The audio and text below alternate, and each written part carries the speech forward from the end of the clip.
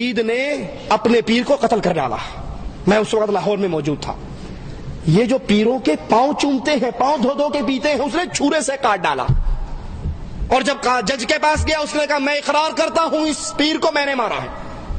قاضی نے کہا, جج نے کہا کہ کوئی نہ کوئی چکر ہے, تو ایسے کوئی مجرم اقرار نہیں کرتا میں نے یہ قتل کیا, تو جو کر رہا ہے تیرے پیچھے کوئی کہانی ہے.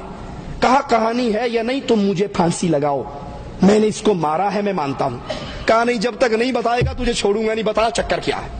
اس نے کہا چکر یہ ہے, یہ میرا پیر تھا, میں اس کے پاؤں چومتا تھا, اس کے گھٹنوں کو چھوتا تھا, خود بھوکا رہتا تھا, اس کا گلک بھرتا تھا. ایک دن میں اس کے پاس بیٹھا, میری بیٹی روتی ہوئی آ گئی, کہنے لگی ابا جان ماری گئی, برباد ہو گئی. کہا کیا ہوا؟ کہا میرے خامن نے مجھے طلاق دے دی ہے. تو میرا یہی پیر و مرشد تھا. میں نے کہا جناب پیر صاحب اب کیا ہوگا؟ کہا اب تو کیا ہونا, حلال کے علاوہ اور تو کچھ نہیں ہو سکتا. کہا کس سے کرواؤں؟ اس نے صفتیں گنوائی.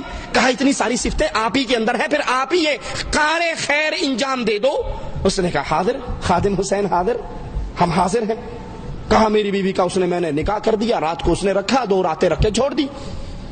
کچھ عرصے کے بعد اللہ حق کو واضح کرتا ہے نا, ظالموں کے ظلم کو بھی واضح کرتا ہے.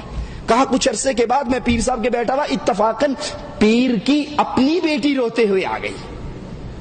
کہا کیا ہوا بیٹی کیوں روتی ہو؟ کہا ابا جی ماری گئی, لٹ گئی, برباد ہو گئی. کہا ہوا کیا؟ کہا ہونا کیا, خامن نے منڈی ٹوٹے نے طلاق دے دی. کہا کتنی دی؟ کہا 3 دے دی. کہا بیٹی رونے کی کیا بات ہے, او وہابیوں کا مدرسہ ہے, وہ وہابیوں کی مسجد ہے, جاؤ ان کے مدرسے میں جاؤ, وہ تمہیں لکھ کر فتویٰ دے دیں گے کہ 3 طلاق 1 ہوا کرتی ہے. رونے کی کیا بات ہے, جاؤ رجوع کر لو. مرید کہتا میری اکھاں کھل گئی ابھی ایک ہی. جب میری بیٹی کو طلاق ہوئی تھی تو کہا تھا حلالہ ہوگا اور میں کروں گا, اب تیری کو ہوئی ہے تو میں کروں گا, مجھ سے کیوں نہیں کرواتا. چھری لایا اور اپنے اس پیر کی منڈی کاٹ کے ٹکڑے کر ڈالے, اور جج کے سامنے کہا میں نے مارا ہے, میرے لیے اور شریعت ہے, اس کے لیے اور شریعت ہے.